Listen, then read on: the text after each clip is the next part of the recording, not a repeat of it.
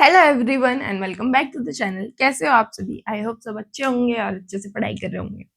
आज हम क्या पढ़ने वाले हैं? क्या फैक्टर्स सुनने वाले हैं हम आज? बिल्कुल। आज हम देखेंगे फैक्टर्स के बारे में। पर किसके फैक्टर्स? पॉलिनोमियल पढ़ रहे हैं तो उसी के फैक्टर देखेंगे। पर पॉलिनोमियल के फैक्टर्स देखने से पहले, उसका फैक्टराइजेशन समझने से पहले ये देख लेते हैं कि फैक्टर्स होते क्या है। ठीक है, अब देखो, जब आप किसी भी नंबर को या किसी भी नंबर से डिवाइड करते हो, किसी भी टर्म को आपस में डिवाइड करते हो, और अगर हमारा रिमाइंडर 0 बच जाए, मतलब कि वो एकदम कंप्लीट डिवाइड हो रहे हैं आपस में, तो वो नंबर क्या होगा? उसका फैक्टर होगा। एग्जाम्पल से समझते हैं। मान लो 12 है, ठीक है। अब 12 के फैक्टर क्या क्या हो सकते हैं? किस किस नंबर से 12 कंप्लीटली डिवाइड होगा? 1 से होगा, 12 से होगा, 2, 3, 4, 6।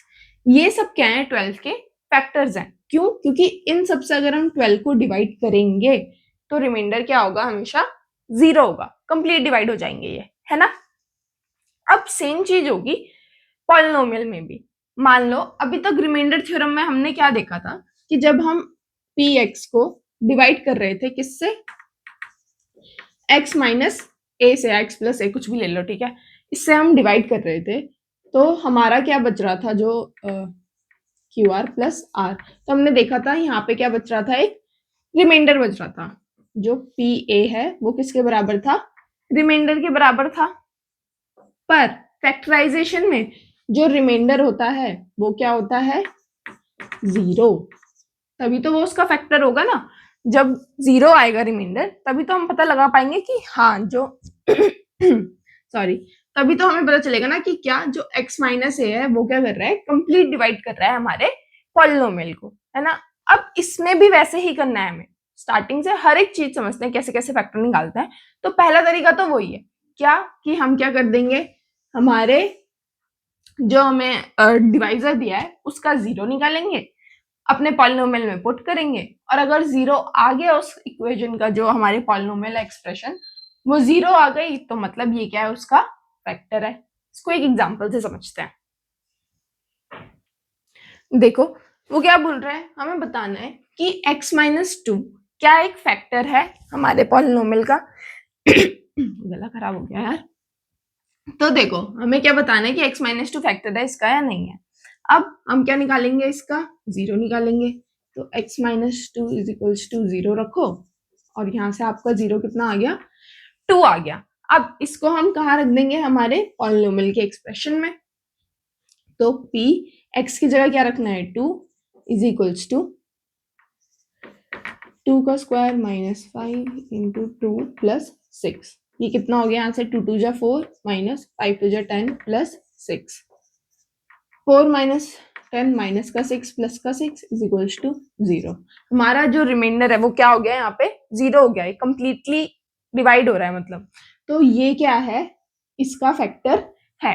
अगर यहाँ पे 0 के अलावा कुछ और बचता, ठीक है, कुछ भी -1 1 2 3 कुछ भी बचता, तो ये फैक्टर नहीं होता। पर यहाँ पे क्या आ गया? 0 आ गया, तो मतलब ये एक फैक्टर है। ठीक, एक ऐसे टाइप का एक और क्वेश्चन देख लो। अब इसमें वो बोल रहा है कि हमें बताना है कि x माइनस 3 इसका फैक्टर है या नहीं है। पॉज करके खुद कर लेना पहले, ठीक है। अब हम देखते हैं। तो x माइनस 3 को हम किसके बराबर रखेंगे? 0 के। यहाँ से हमारे x की वैल्यू कितनी आ गई? 3 आ गई। अब इसको हम कहाँ पुट कर देंगे? इसमें। तो p x की जगह कितना रखेंगे? 3 is equals to x cube minus 4x square. Oh sorry sorry sorry sorry, x की वैल्यू तो हमें 3 रखनी है। तो 3 का क्यूब माइनस 4, 3 का स्क्वायर प्लस 3 प्लस 6। तो 3 3 9 9 3 27 माइनस 4 3 3 9 प्लस 3 प्लस 6। तो यहाँ से आ गया आपको 27 माइनस 36 प्लस 3 प्लस 6। तो अब 6 7 8 9 और 27 प्लस 9 कितना हो गया? 36 माइनस 36 इज इक्वल्स टू 0। तो ये भी क्या है? हमारा इसका फैक्टर है। ठीक, क्योंकि 0 आ रहा है। तो ये तो क्लियर है कि भाई अगर मतलब हमें क्या करना है, अगर हमें एक हमारा दे रखा है कि बताओ कि हमें दे रखा है एक लीनियर पॉलिनोमियल और बताना है कि ये हमारे जो पॉलिनोमियल है उसका फैक्टर है या नहीं, तो हमें बस क्या करना है? उसका 0 निकालना है और वैल्यू पुट करके हमें देख लेना है। अगर 0 आया तो फैक्टर है, 0 नहीं आया तो क्या है, फैक्टर नहीं है। ये तो था रिमाइंडर थ्योरम की तरह, वही करना है ना जैसे रिमाइंडर थ्योरम में कर रहे थे, बस रिमाइंडर थ्योरम में 0 नहीं था, 0 आ गया तो फैक्टर हो गया। अब आगे देखते हैं। अब देखो, अभी तक जो हमने देखा था वो तो हम उसमें रिमाइंडर थ्योरम में लगाते हैं, मतलब हमें एक लीनियर पॉलिनोमियल गिवन था और हमें बताना था कि वो हमारे इस गिवन पॉलिनोमियल का फैक्टर है या नहीं है। अब हमें नहीं दिया कुछ, ठीक है, हमें कोई दूसरा पॉलिनोमियल नहीं दिया, हमें लीनियर पॉलिनोमियल नहीं दिया हुआ, तो हम कैसे निकालेंगे फैक्टर? तब भी हम फैक्टर निकाल सकते हैं। अब देखो कैसे। अब ये जो मेथड है ये आपने 8th क्लास में भी पढ़ा होगा, कौन सा, मिडल टर्म को स्प्लिट करने वाला मेथड, ठीक है, ये सबसे ज्यादा आसान मेथड लगता है मुझे तो फैक्टर निकालने का। अब देखो, और जल्दी भी हो जाता है इससे। अब देखो स्प्लिटिंग द मिडल टर्म में होता क्या है, स्प्लिट करना है मिडल टर्म को, मतलब हमें रुको, देखो आपका ये पॉलिनोमियल है x square plus 7x plus 10, ठीक है। अब हमें क्या निकालना है, इसके फैक्टर निकालना है।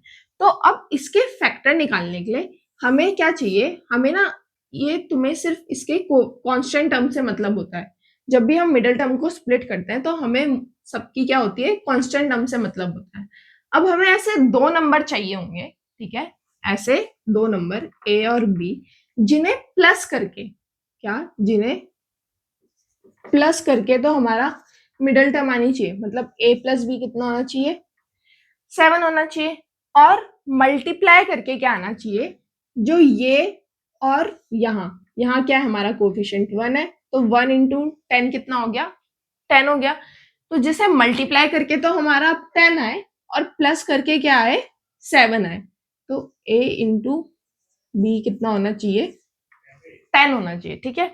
और हम ये लिखेंगे कहाँ, ये दो टर्म हम किसकी जगह लिखेंगे, ये दो टर्म हम अपने मिडिल टर्म की जगह लिखेंगे, बोला है ना मिडिल टर्म को स्प्लिट करना है, तो ये दो नंबर हम कहाँ रखेंगे, अपनी मिडिल टर्म की जगह।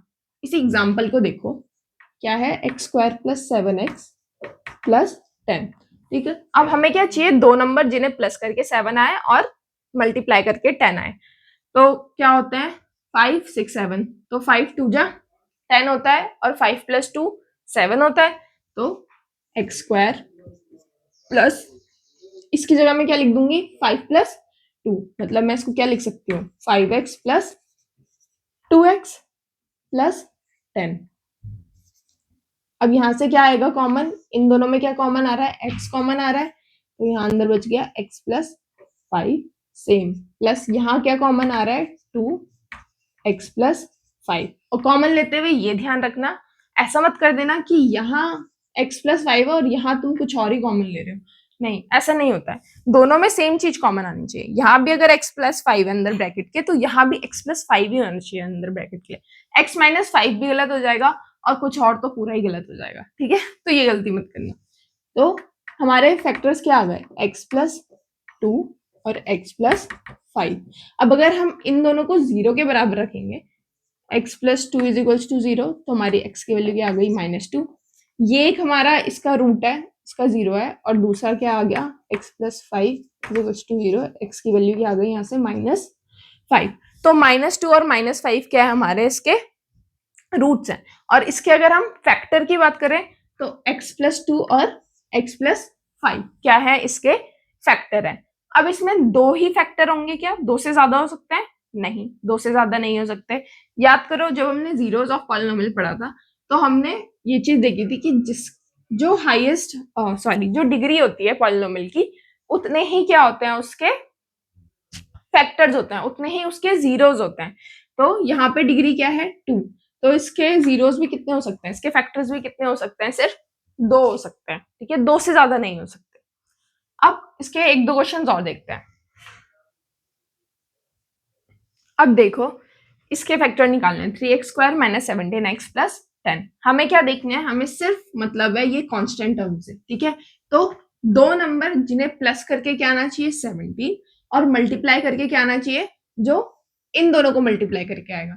अब 10 इंटू 3 कितना होता है, 30 और 17। हमें क्या चाहिए, a प्लस बी किसका होना चाहिए, 17 होना चाहिए, और a इंटू बी होना चाहिए 30 होना चाहिए, ठीक है। अब यहाँ पे जो एक चीज ध्यान रखने वाली है वो है आपके साइंस, हमें साइंस का भी ध्यान रखना है। यहाँ पर क्या है, -17 है, तो 2 नंबर ऐसे होने चाहिए जिनको प्लस करके -17 आए और मल्टीप्लाई करके तो 30 है पॉजिटिव में, तो पॉजिटिव 30 आना चाहिए। अब ये तो छोटा नंबर है, मतलब 30 है, तो 15 और 2, 15 2 जो 30 होता है, और 15 और 2 को अगर हम प्लस करेंगे तो 17 भी आता है, ठीक है। पर अगर ऐसा होता है कभी कभी कि नहीं आ रहा दिमाग में हमारे कि क्या है इसके फैक्टर्स, मतलब कौन से होंगे 2 नंबर, तो ना जो इन दोनों को मल्टीप्लाई करके आता है ना, जैसे इन दोनों को मल्टीप्लाई करके 30 आया, यहाँ 30 लिखा और 30 के फैक्टर्स निकाल दिए। 30 के फैक्टर्स क्या हो गए, 2 15 जा, 3 5 जा, 5 1 जा। अब इनको मल्टीप्लाई करके तुम देख सकते हो कि कौन सा ऐसे 2 नंबर बन रहे हैं, ठीक। तो अभी तो हमें पता है क्या है, 15 और 2 है। मैं इसको यहाँ लिख देती हूँ, 3x² माइनस 17x प्लस 10। अब अगर मैं लेती हूँ 3x² plus 15x plus 2x, तो अगर मैं इन दोनों को प्लस करूंगी तो क्या मेरा माइनस का 17x आएगा, नहीं आएगा, है ना।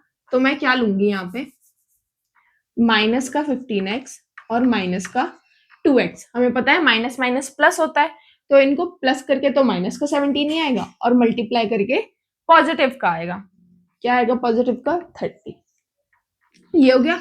अब यहाँ से कॉमन ले लो, यहाँ क्या कॉमन आ रहा है, 3x कॉमन आ रहा है, अंदर क्या बचा, x माइनस 5। अब यहाँ पे तुम क्या कॉमन लोगे, अंदर भी क्या आना चाहिए, माइनस का आना चाहिए, तो माइनस का ये 10 है, 10 है, 10 है, माइनस का 2 कॉमन लिया, अंदर बचा x माइनस 5, क्योंकि माइनस माइनस तो प्लस हो जाएगा, तो हमारे फैक्टर्स क्या आ गए, 3x माइनस 2 और x माइनस 5। अब अगर आप इसको निकाल के भी देख सकते हो, वेरीफाई करना है वेरीफाई कर सकते हो। एक बार वैल्यू क्या डाल दोगे, x is equals to 2/3, equals to में 0 रखोगे तो वो हो जाएगा, और एक बार वैल्यू रख के देखना 5। ये दोनों वैल्यू इसमें पुट करके देखना, क्या आएगा, रिमाइंडर 0 ही आएगा, ठीक है। तो आज की वीडियो में हमने क्या देखा, आज की वीडियो में हमने एक तो ये देखा कि अगर हमें लीनियर पॉलिनोमियल गिवन है तो हमें कैसे उसका फैक्टर फाइंड करना है, मतलब ये पता लगाना है कि ये इसका फैक्टर है या नहीं है, ठीक है। और दूसरा हमने निकालना सीखा कि मिडिल टर्म को स्प्लिट करके हम कैसे हमारे पॉलिनोमियल के फैक्टर्स निकाल सकते हैं। तो इस वीडियो के लिए बस इतना ही, मिलते हैं नेक्स्ट वीडियो में नेक्स्ट टॉपिक के साथ। Bye bye.